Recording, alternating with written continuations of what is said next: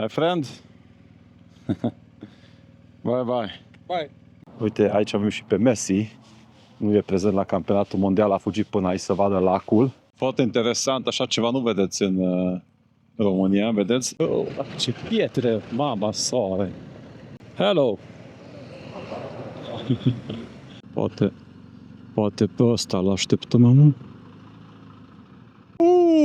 Să-mi jur Google Maps-ul de rupe. Dacă ea trebuie să mergem vreo 10 km cum am făcut în Actobe. Ei au auzit de Hagi de România, ei nu au treabă cu Bolojan, cu Nicușor, ei nu știu treburile astea.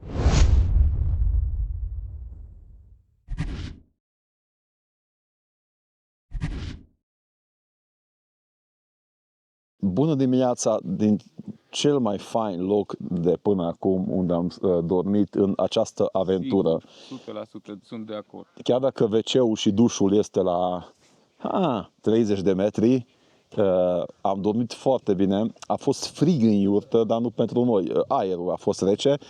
I-am dus și sacul de dormit Orpar, nu? Tu ai dormit în kilosul mai plapă, ce au dat ei. Eu am dus sacul de dormit, că îmi place. Am dormit foarte bine, m-am trezit deja Orpar. Acum vrea să spun ca și o soție adevărată. Nu suntem pe Ce zice Tunde? altă planetă. Și evident ciocnim cu cafeluță. Și din nou mulțumesc că ați comandat foarte mult. Și a apărut și termosul cu Out of Comfort Zone. Vă las aici o imagine. Mi-a confirmat Andreea că de azi puteți comanda. Foarte mult s-a cerut și termosurile celebre când a fost la Cercul Polar. Ok, dar să continuăm. Azi mergem la Bishkek. Avem 300 de kilometri. Pe la 4 ajungem la Bishkek. Și e capitala Kyrgyzstanului. Și de acolo mergem mâine în Almaty. Dar ieri a fost o zi, cum ați văzut în vloguri, împărțit în două. Prima fază cu ambutoiaje, cu praf, cu off-road, când am zis ce dracu e Kyrgyzstanul ăla. După ce ne-am trezit cu un drum privat pe care aproape numai noi am circulat. Fără radare, erau 2-3 mașini de poliție, dar nu prea se ocupă aici cu motocicliști, ăsta am observat. Da. Ai văzut că peste tot erau oprite mașinile, dar motocicliștii parcă nu. Nu, că știu că noi suntem turiști și... Noi am venit să cheltuim bani și ne lasă în pace. Ne-am oprit noi la un polițist ieri, că oricum era o parcare și a fost super de treabă cu noi. Ok, ce mai avem de zis? Ieri v-am arătat iurta, cine a ratat să uitați și la vlogul de ieri. Mulțumim frumos pentru susținere, că v-ați abonat pe canal și mulțumesc că foarte mulți v-ați abonat să mă vedeți pedalând până la București. Ați scris, ieri am primit în YouTube comentarii minim 30 de mesaje, comentarii, m-am abonat pe canalul tău, fiindcă i-am spus că dacă ajung la 100.000 de urmăritori, mă duc cu bicicleta din Satul Mare până la București. Eu, care după 5 km mor pe bicicletă, dar promit aici, uitați, sunteți aproape 100.000, promit, indiferent când ajung la 100.000 de abonați și voi fi acasă, deci nu mă prind aici în lângă iurtă, eu pedalez, poate te iau și pe tine din Dodoreu să cuiesc la jumătate drum. Dacă și tu ajungi la 100.000, vii cu mine. Da. cât ai nevoie acum? Încă vreo 12.000, cred că. 12.000. Ok. Și dacă ai 100.000 iarnă, ce faci? Iarna mă duc. Da? Și pe Cu zăpadă. crampoane sau? Cu crampoane. Deci eu dacă promit ceva... Dar și ieri veneau comentarii. Otel m-a abonat. Zice unul, m-am dezabonat și m-am reabonat. Faceți mai multe user și în jur de 12.000 și când ajungem acasă, mergem. L-am rămas bun de la iurtă, de la zona asta care e foarte faină. My friend? Bye bye. Bye. Bye. Thank you very much for all. Bye bye. Hello.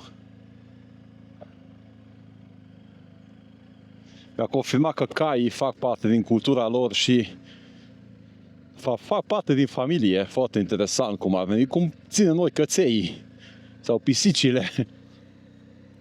Ei acum erau niște 3 băieți din Hong Kong aici.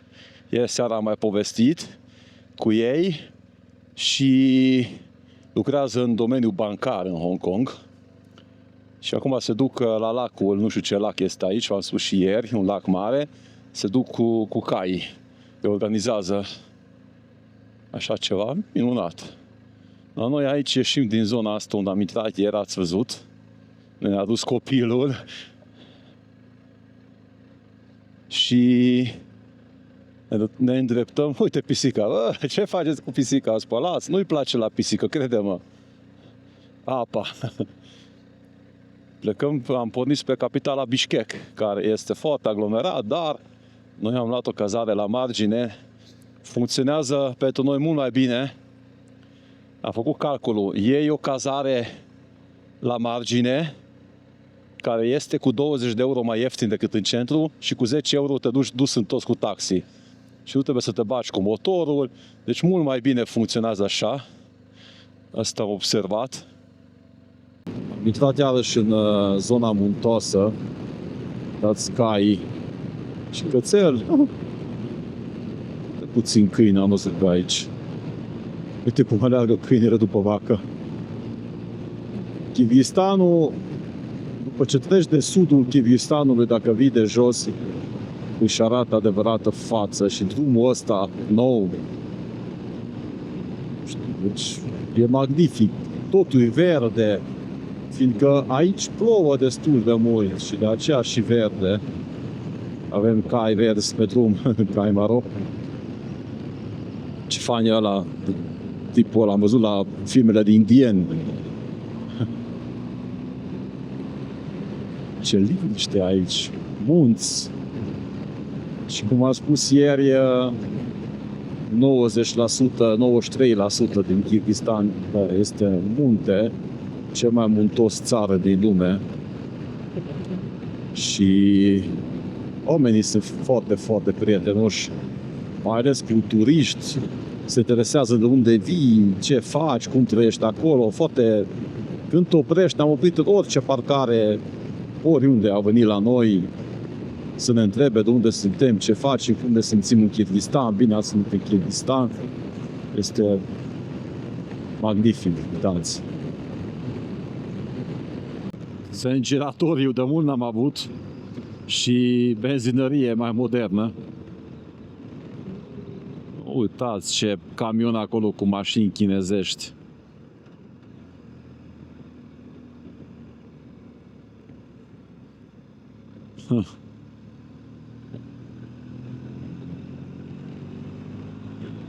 Ce mașini sunt astea? E camion chinezesc. Nu știu marca, nu mă întrebați. Poate știți voi. Ia, nu știu ce marcă e. Ha! Nie mai știu. Dar sunt faine. Foarte faine. Full chinezești.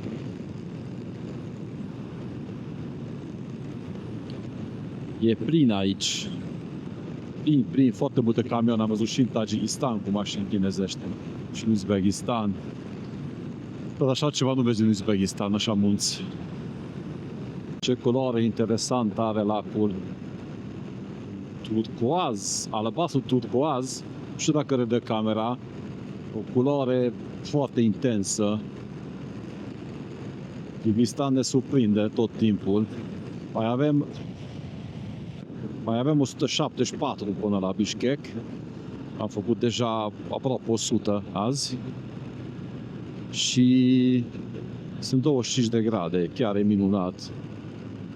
Foarte mulți s-a întrebat dacă mă uit la campionatul mondial de fotbal, știind că eu urmăresc foarte de aproape fenomenul fotbal. N-am avut timp, din păcate. Meciurile merg noaptea, noi când terminăm de editat, ce frumos e. Când terminăm de editat, nu mai pot să uit la meci. Dorm. Păcat, asta e, s-a suprapus, dar nu-mi pare rău, fiindcă îmi place aventura, deci absolut nu-mi pare rău. O să mă uit data viitoare, peste 4 ani, dacă mă ajută Dumnezeu. Poate atunci o să fie și România la campionat, cine știe. Nu intru în detalii, că fotbalul și femeile știți cum e, și politica. Nu vreau să intru în detalii. În schimb, lacul ăsta e superb.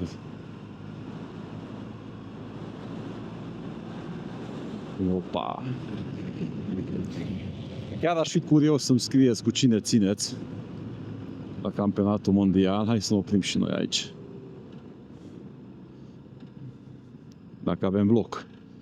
Destul de popular aici, văd.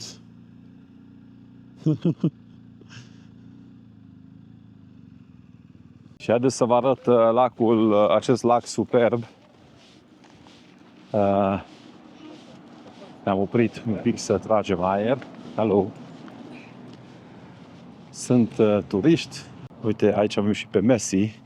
Nu e prezent la campionatul mondial, a fugit până aici să vadă lacul. Familia s-a pus la poze. Ce frumos! Foarte frumos. Liniște aici. 25 de grade. Ce trebuie mai mult? Și acolo se poate merge jos până la lac. Eu acum nu mă duc cu cizme moto, îmbrăcat în haine moto. Opa, ce zici? Ha?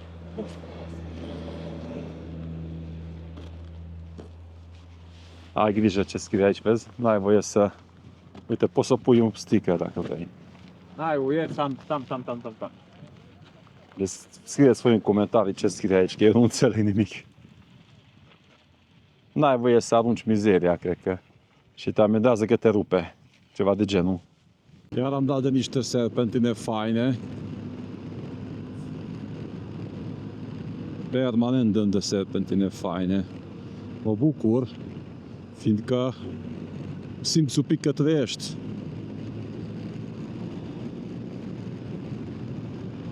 Minunat, ia! Iuhu!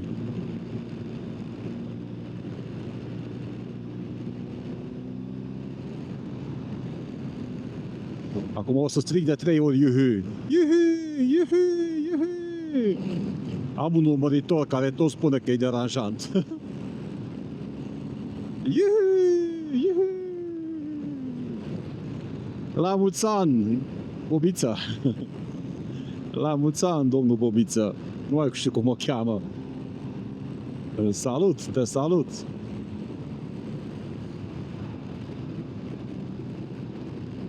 Te salut! Dacă dorești să achiziționezi echipamente și accesori moto, îți recomand motomus.ro. Aplicând codul de promoție NEO, vei beneficia automat de reducere. Foarte interesant, așa ceva nu vedeți în România, vedeți? AT-DT este dieselul negru și benzină de 80. De vârsta mea știe că băgam în Daci. Și 92, 95 diesel și 80. Aici nu găsești super premium, 100 și chestii de asta. Deci astea sunt benzinele, combustibilul ce găsești în Kyrgyzstan, prieten. Ca idee, ca să știți. Benzină de 80. Am băgat un Logan când a fost cu Norvi, cine a citit cartea știe. Am oprit, am scos cheia din contact și în comerț 30 de secunde motorul. Sunt 36 de grade, prieten, și am observat o chestie interesantă. Ia, aici și poliția, vedeți? Și tipul vinde benzină la canistră, deci peste tot, aici lateral stau mașini cu canistră și vând benzină. M-am gândit, mă, oare ce vând? După ce am dat seama că aici e Kazahstanul, deci după muntele e Kazahstan. În Kazahstan, benzina este de 50 de cenți. În Kyrgyzstan e peste 1 euro benzina, e 1 euro și un pic. Deci în Kazahstan e la jumate preț benzina și probabil că băieții se duc în Kazahstan, aduc benzina și câștigă și ei și omul. E bine. Dar vând așa, e și aici mașina asta, uitați, 100% că vinde benzină, ia. Incredibil, uitați, toți. Și aici a fost poliția. Nu au făcut nimic, s-au uitat, poate că au cumpărat și ei. Nu știu, la negru, benzină, habar n-am. Deci un business pe tot drumul ăsta spre Bishkek, cum au observat, e un business foarte performant. Toată lumea vinde benzină la marginea drumului. Da, business. Dacă v-a fost dor de off-road, vă aducem pe off-road din nou. Și cu miliția pe off-road. Hello! Ajungem încet în Bishkek și ăsta ne așteaptă. Ăștia la intrarea de oraș nu sunt mulțumiți dacă n-au off-road, nu știu, așa observ. Și kazacii, și uzbegii, și toți.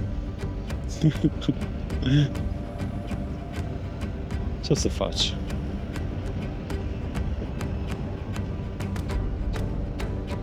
Nu s-a terminat, am crezut noi numai.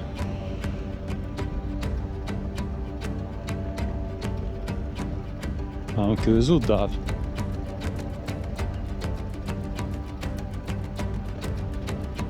Hai de odică dacă te-ai băgat.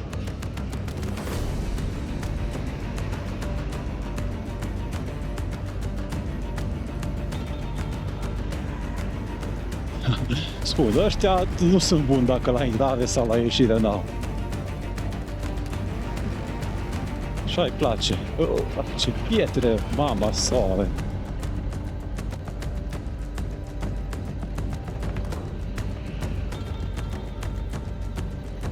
Mă, cu Land Cruiser-ul, când aveam Land Cruiser, mergeam cu viteza luminii peste ăsta. Așa mă uit și eu, poate puțin mai nou. Uite cum merge cu Land Cruiser. Du-te, mă, pe la mere. Am scăpat de off-road-ul ăla. Hoi, nebunie era. N-am mai vrut să țin apăsat camera, că nebunați și voi cu noi. Deja suntem pe un drum nou aici. Dar praful ăsta iar a intrat în haine, dracu să ia de praf. Îmi crezi că, bă, nu o să mai fie off-road, scap de praf. Iar ești camaca.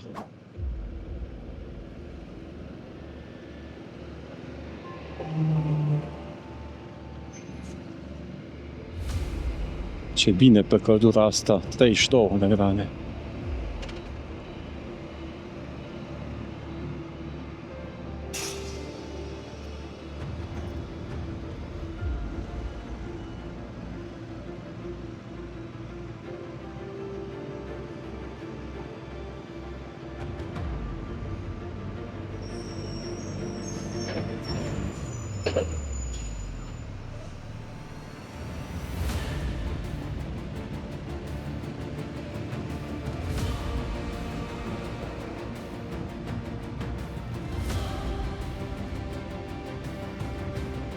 Hello.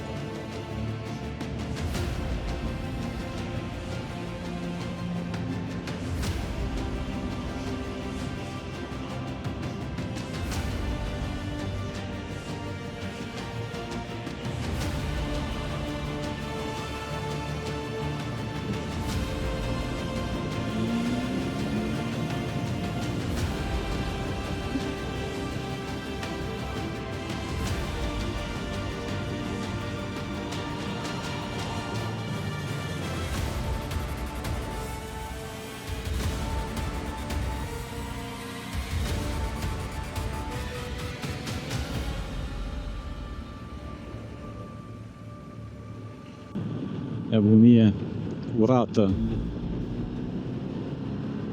Aici trebuie să mergem în stânga, da? Trebuie cumva să păcălim. Nu știu cum, dar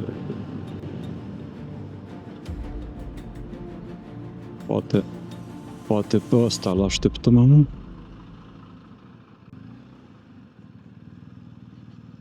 Așa.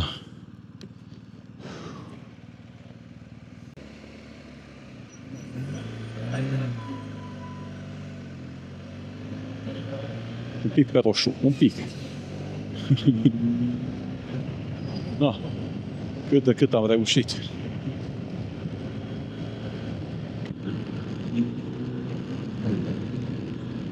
Și cu motocicletele noastre grele late reușim cât de cât să ne strecurăm.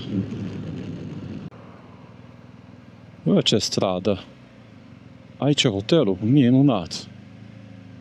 Sau ne bagă iarăși cum ne-au băgat în Kazahstan. Cred că o să-mi jur Google Maps-ul de rupe. Dacă ea trebuie să mergem vreo 10 km cum am făcut în octombrie. Hai mă, sala mă cu tanti. Ai, eu cred că iar n-am venit bine. Am o presimțire. Voi?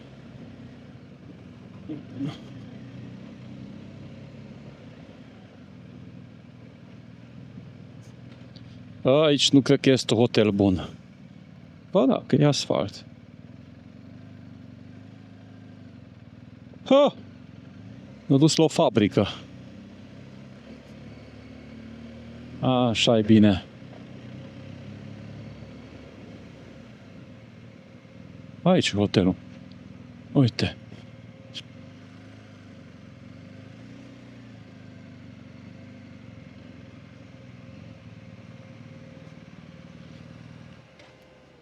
Vaccinat. Fuck. Ah.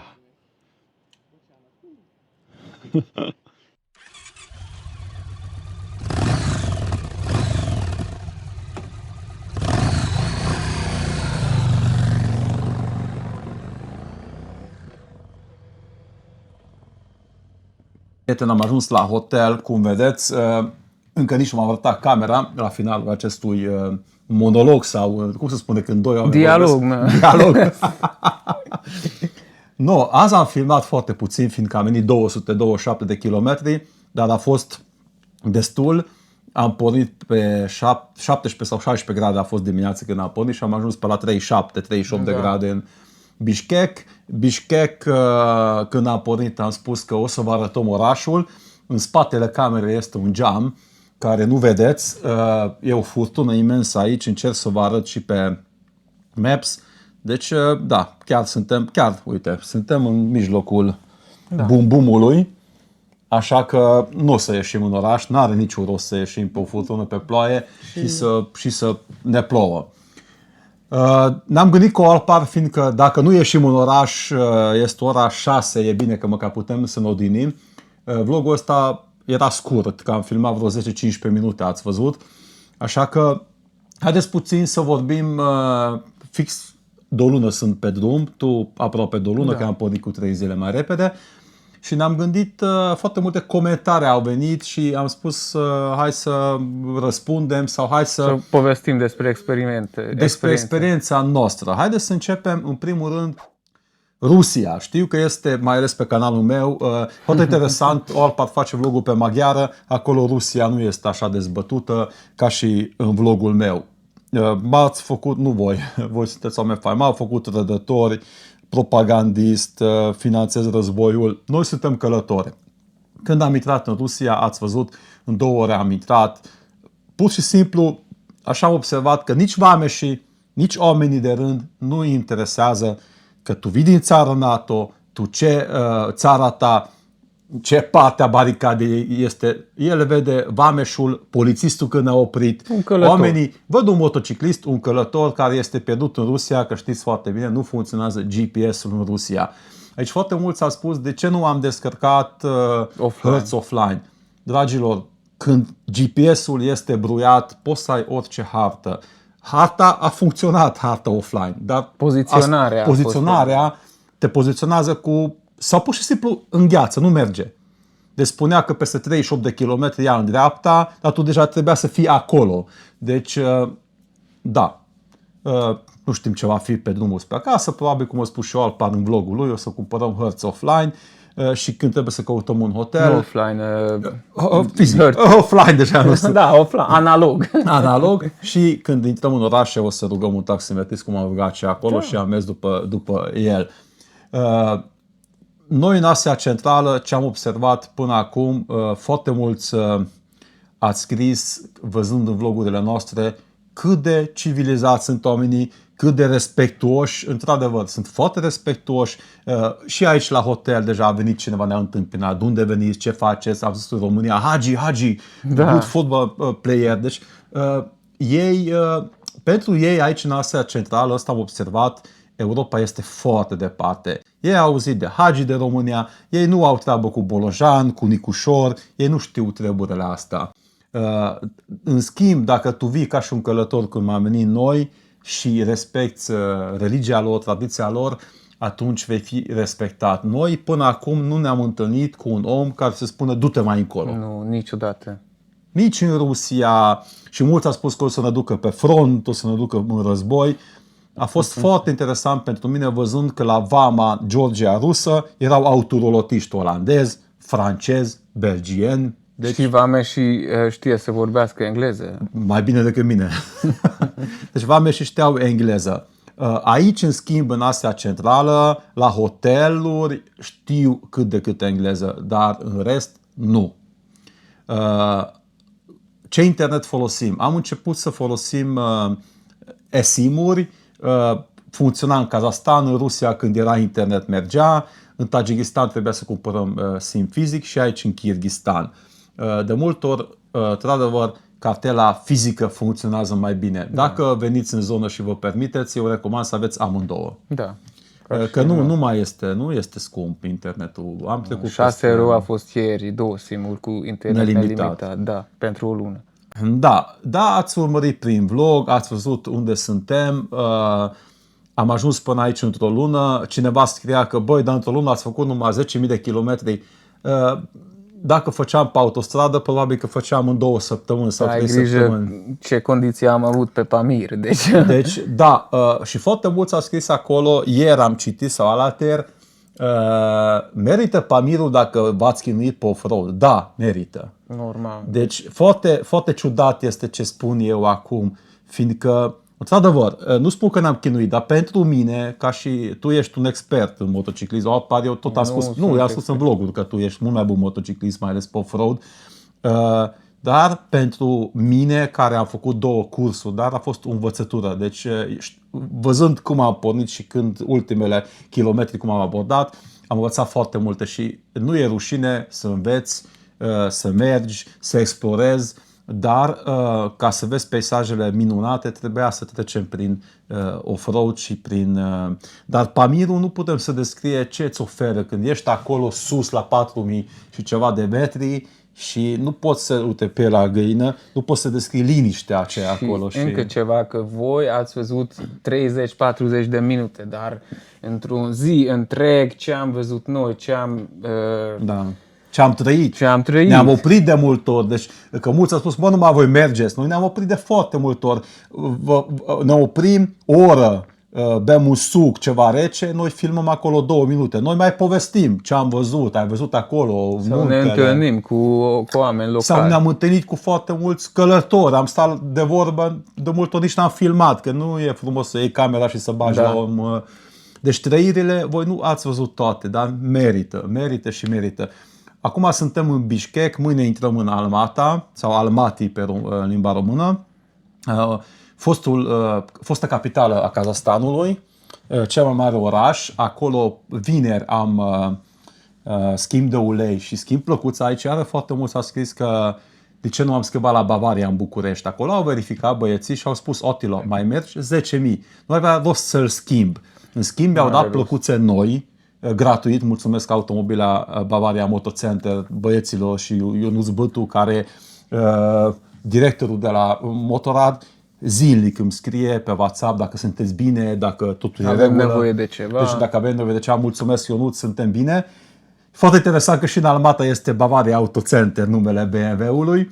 Așa că acolo să schimb plăcuțele. Noi puteam să schimbăm pe drum, dar s-a uitat ieri la Oș. În Oș au zis, bă, poți să mergi în Almata liniștit. O să stăm 3 zile în Almaty și voi ați scris, Otilo, luați o pauză, foarte mulți a scris, avem nevoie. Azi dimineață, sigur. amândoi așa ne-am trezit și am dormit foarte bine în iurtă, așa ne-am trezit că nu mai putem. Deci era... epuizarea cea psihică, nu fizică. Și temperatura. Și căldura nu moară. Căldura, da. Dacă avem, nu știu, 20 de grade, e în regulă. Mergem cum și la se 10. poate. Da, dar în condițiile astea de 37 grade, 39 în orașe. deci cu traficul intens aici, Și special. camioanele vechi, poluarea este mult mai mare Da, decât și Europa. se simte și aici că am suflat sau. Da.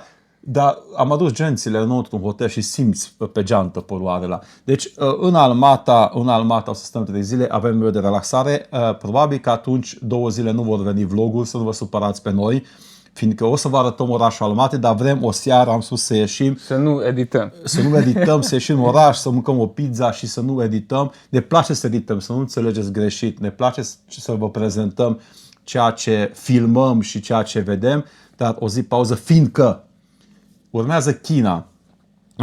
Noi când am pornit în aventura asta cu Alpar, nu era în plan China. Ne-am întâlnit cu cei doi. Nici nu am gândit. Nici nu ne-am gândit. Ne-am întâlnit cu cei doi chinezi și asta spun pentru cei care poate au omis acel vlog când am anunțat de China. Ne-am întâlnit cu cei doi chinezi, au făcut legătură cu agenția care ne ajută. În China este foarte complicat. Este simplu cu avionul să te plimbi ca turiști, n-are nimeni treabă, dar ca să conduci motocicletă sau mașina ta personală, ai nevoie de numere de matriculare chinez, de permis chinez și de un ghid Nu care știu vine... cum trecem la testul chinez. Da. Acum nu mă gândesc că o să dăm examen. Dar așa este legea și cum am spus acum 5 minute că legea trebuie respectată. O să intrăm în China, o să ne preia cineva la vamă, sperăm. Am înțeles că este foarte strict controlul, nu avem nimic de ascuns. După aceea o să stăm circa 8 liniuțe, 10 zile în China. Noi inițial am ales un punct de ieșire unde o să ieșim. Vedem cum va fi, că azi ne-au comunicat agenția cu care discuțiile nu este cum discut eu cu voi sau cu Alpar. Este foarte complicat. Credem că nu cu o singură persoană. Cred că sunt mai multe persoane în același grup de vicet sau nu știu foarte bine engleza și traduc din ce scrie noi în chineză. Deci fixăm ceva. Fixăm și ceva peste 10 minute te întreabă, dar atunci unde vreți să ieșiți? Și după 3 zile spunem că noi vrem să ieșim în Mongolia la Vama Erenhot, de exemplu. Nu, că acolo nu se poate cu motocicleta, numai cu transport comun. Da. Deci nu știm cum va fi în China, dar asta e aventura. Intrăm, că unde ieșim încă nu știm. Dacă nu ieșim, haideți după noi. Nu poți să faci traseul pe Google Maps că nu funcționează în China. Deci am zis că nici nu ne ocupăm cu traseu, să ajungem acolo și prima seară cu ghidul împreună încercăm să facem ceva. Noi deja am văzut niște viewpoint-uri unde vrem să ajungem. Da, costurile ați văzut sunt imense, circa 2500 și ceva de euro pe căciulă. Care știm până astăzi. Care știm, dar tot timpul ne trezim cu niște taxe care, știți cum e de mult ori am spus la alta, știi ce, mai bine nu mergem. După aceea, hai să mai plătim mai 100 de euro, atunci am început de la 1800 de euro, după aceea 2000 de euro, după aceea 2500, că am înțeles greșit că și la ghid noi trebuie să plătim cazarea. În fine, am spus, o facem lată, mergem, o să fie cât o să fie, o să plătim cumva. Dar acolo intrăm în Mongolia. În Mongolia, iarăși, vedem în care vamă ne scoate ghidul. O să explorăm Mongolia, am spus la Alpa, dacă nu putem tot, zonele faine, munții Altai, zonele neurbane, nu vrem orașe mari, că nu-i pentru motocicliști și nici Volvo probabil nu vă place. Dar acolo o să ieșim din Mongolia, să stau vreo 4-5 zile, vedem cum putem. Ieșim spre Novosibirsk și de acolo o să înceapă greul, chiar dacă am o experiență foarte mare în Rusia, mai ales zona Novosibirsk, unde o să ne întâlnim cu prietenii mei, pe care salut și pe această cale, dar fără GPS o să venim până acasă. O să avem cât vreo 5.000 de kilometri până la letoni sau la beloruși, încă nu știm unde ieșim. Vedeți, forumurile sunt foarte complicate, cauți informații și sunt informații contradictorii. Și aici, la noi, total altceva am găsit ce am găsit pe forumuri. Deci am spus că de acolo, în Novosibirsk, o să fie și finalul aventurii drumul spre casă. Nu o să mai putem să mergem 1000 de kilometri, cum sunt distanțele între orașe. Deci trebuie să găsim unde să dormim, maxim 400-500 de kilometri putem să facem pe zi. Da. Așa că ăsta va fi mai departe, de aceea și am făcut această discuție, fiindcă chiar acum suntem undeva la jumatele, undeva în Almata, În mijloc, în da. mijlocul. Fiindcă la distanță nu că încă mai mergem spre Mongolia, dar am venit așa. Da. Apropo, și foarte mult s-a scris că din Kazahstan de ce trebuia să urcăm sus, să coborâm, fiindcă vama unde și cu Zarkent. Norbi am fost, nu Zarkent, ceva, Nici nu știu. da, nu mai știu, în fine, Ah. era închisă și este închisă, da. Dacă ne uităm la distanțe, noi așa am venit. Deci distanțele cam sunt, acum suntem undeva la Almata, în China o să fim la jumatea traseului. Dacă tot vorbim aici, noi amândoi dorim să mulțumim pentru susținerea voastră când am anunțat că mergem în China și ne costă Și mai ales foarte comentariile pe canalul meu, că primesc zilnic comentarii de la... Cred că toată lumea a venit de la tine.